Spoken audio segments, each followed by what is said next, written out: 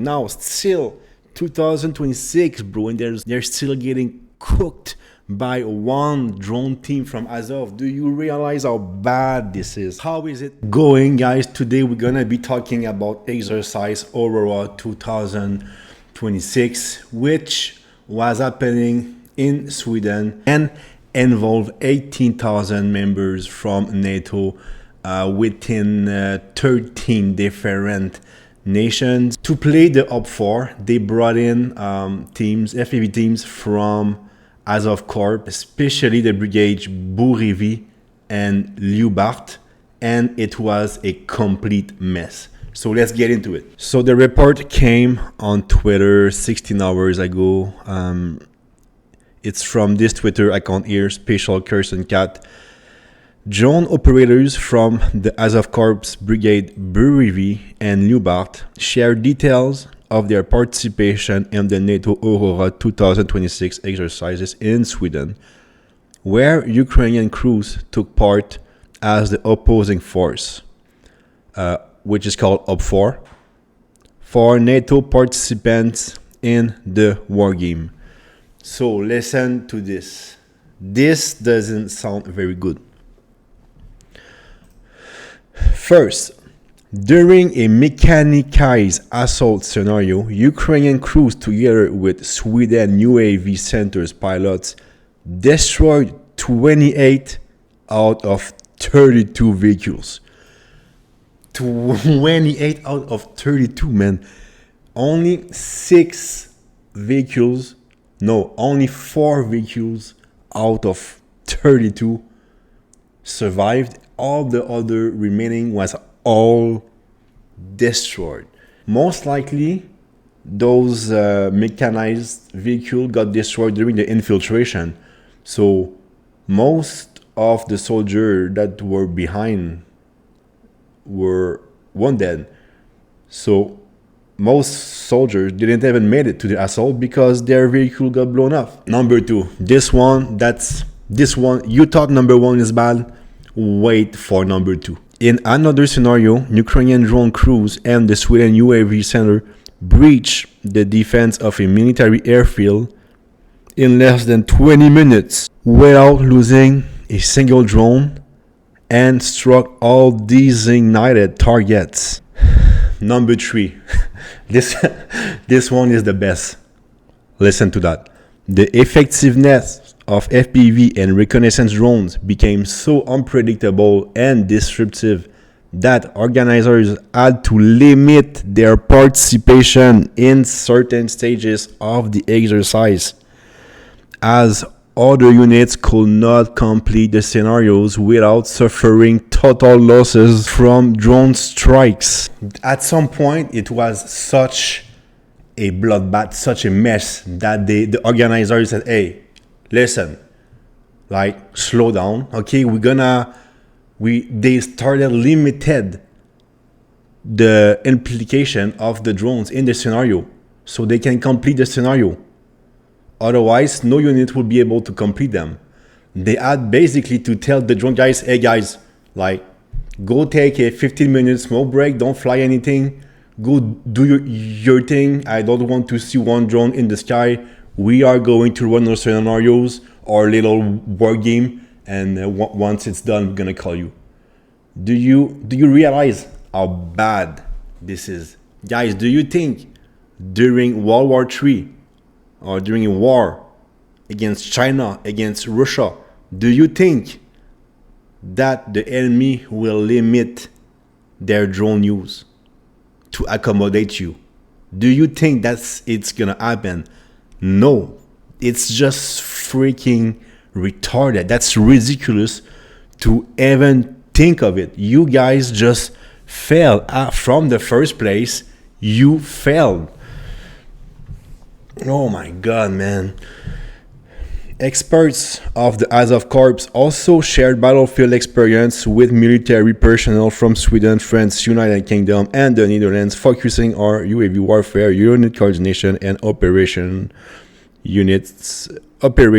under heavy electronic warfare conditions. So yeah, definitely this was a very good practice, a very good scenario for the Sweden UAV center pilots to be able to work hand by hand with the Azov guys and destroy targets. So shout out to those guys. The problem is how bad it went for assaults, for the all other assets. It's the problem. Like, I mean, this is, first of all, this is unacceptable. In 2000, we are in the big 2026. Like 2022, man. 2023, now you start seeing those, and you need to start acting. 2024, now full blown up drone war in Ukraine, you need to be adapt. But no, 2025, still nothing. Now still 2026, bro, and they're still getting cooked by one drone team from Azov. Do you realize how bad this is? People who fail here are the people planning. Okay, people that are in the offices with maps and everything, deciding tactics and planning operation. Those people fail you guys. So if generals, NATO generals or higher commands are not able to adapt to drone warfare, those guys are still in their mind in Afghanistan. They need to change their mentality, but maybe they just can't, right? Like, and it's not their fault. Like, they are used to Afghanistan, they are used to World War III, to World War II books, and they cannot imagine themselves being on the battlefield, and they cannot just imagine and project and realize the impact of drones on operations and on their assets. Maybe they are just not able to do that. So, man, all those higher command, those generals, they need to be fired, bro. I'm not kidding. Sir, thank you for your service, but like, we got this from now. Put some freaking Gen Z guys in there, some 20, 25 years old guys that understand the importance of drone warfare. Put some, bro, like Ukrainian. In Canada, now there is that huge thing about bringing in foreign officers from all other countries. So now we have foreign officers from all over the world, China, and everywhere is coming to Canada through some kind of program, right? You can do the same thing for Ukrainians. Make a bridge from the Ukrainian veteran, the Ukrainian officers, those who were wounded in combat, bridge them from Ukrainian military to your military and put those guys in command. Because it's been 4 years now and you guys are still losing 100% of your assets. You cannot even do one scenario that implies drones without losing 100% of your assets.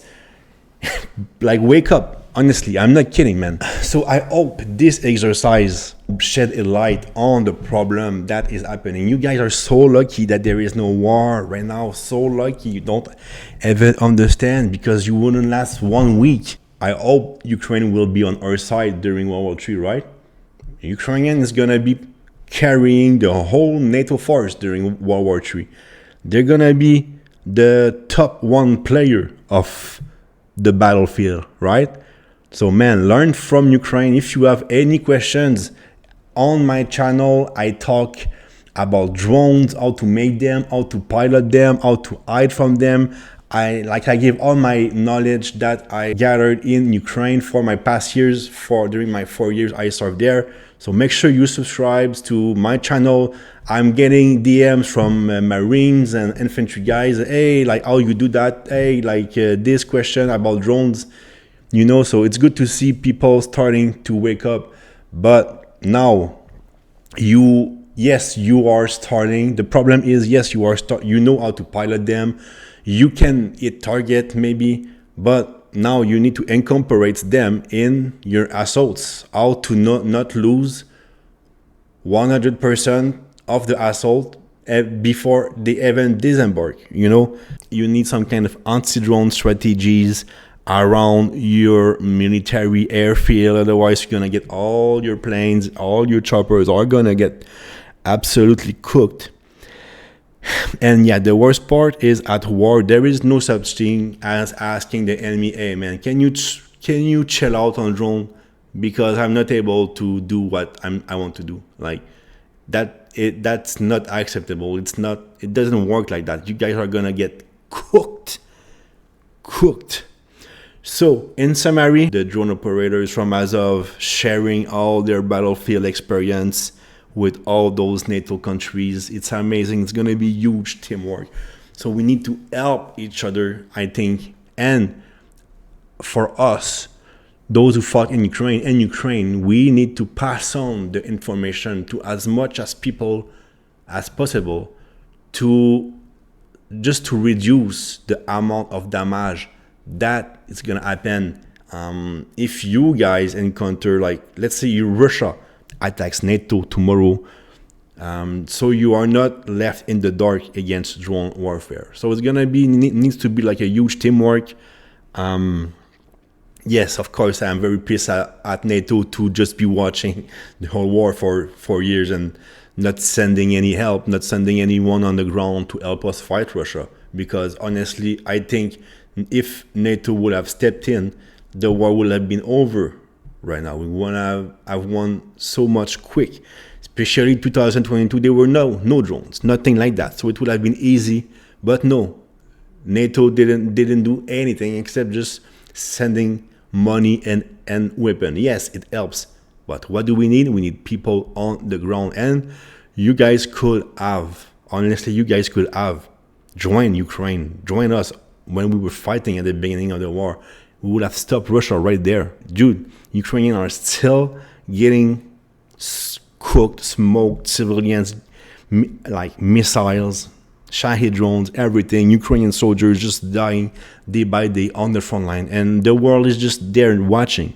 So while you guys are freaking watching, you might as well start studying video and start realizing that it's drone warfare. And I really hope those failed scenarios are gonna have a lot of lesson learned, and it's going to be fixed by the units who failed them. And after that unit can share all their lesson learned to other units, right? So in the future, you will have more tools against drone. That's all I have for today. Sorry for my little rant, but it has to be said. I want you guys to live during World War III or the next war.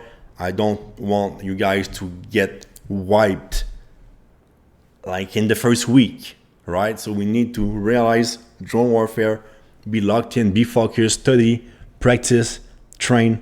So here is on this channel, it's a good way to start. I share all my experience about Ukraine. So make sure you subscribe, make sure you follow the Dove of Freedom Instagram.